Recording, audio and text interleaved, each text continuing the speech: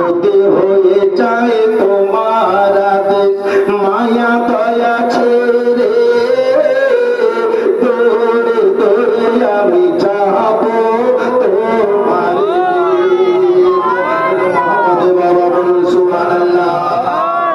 আজ যদি আপনি বলেন মৌলানা বিশ্বনবী যদি ডেকে নেয় মদিনা যাব, আপনি যদি বাবা তৈরি হয়ে যান আল্লাহর নবী আপনাকে অবশ্যই লাগবে বাবা নবীর রওজা শরীফ চুমবে। আল্লাহর নবীর রওজা চুমা সম্পর্কে বাবা একটা হাদিস আছে বিরাদার, কি লেখা আছে মান হাজ্জাবা বাদা ওয়াফাতি কামা কামান ফি হায়াতি। আল্লাহ রাসূলের রওজা শরীফ যারা হজের উদ্দেশ্যে কি আল্লাহর নবীর রওজা দেখলো বাবা আল্লাহর নবীকে জিন্দা দেখে এলো। আর যদি হয়ে যায় তোমার আদেশ, যদি হয়ে যায় তোমার আদেশ মায়া দয়া ছেড়ে দৌড়ে দৌড়ে আমি যাব তোমার দেশ। তোমার আদেশ বিনা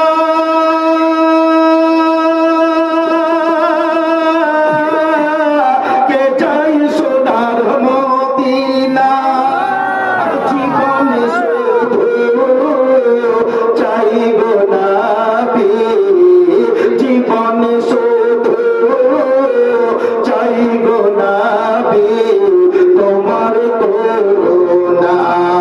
ও কি দরদি নবী আমার একবার করুণা, ও কি দরদি নবী আমার একবার করুণা।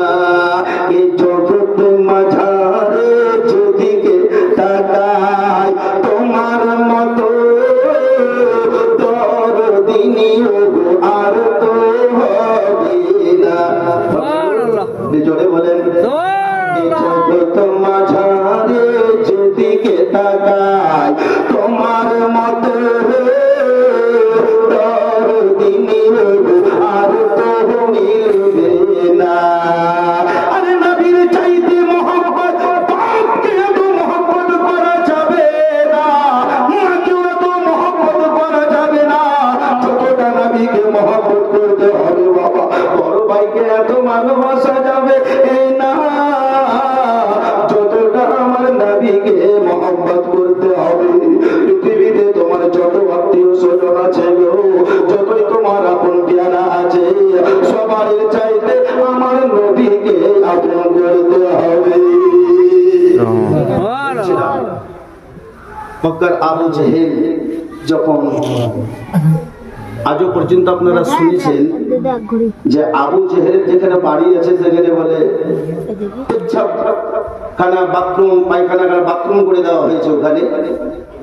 আল্লাহর পবিত্র কাবা শরীফের নিকটে সাফা মারওয়া যখন দৌড়লাম 7টা চক্কর দিতে হয়, 7 চক্কর দিতে হয়।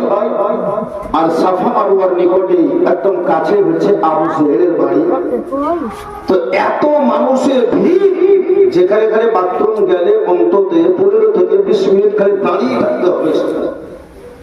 কেন এত বদদুয়া কেন পেল যে আবু জেহেল তো নাই ওর বাড়িতে পর্যন্ত বলছে বাথরুম আসতে হবে একবার।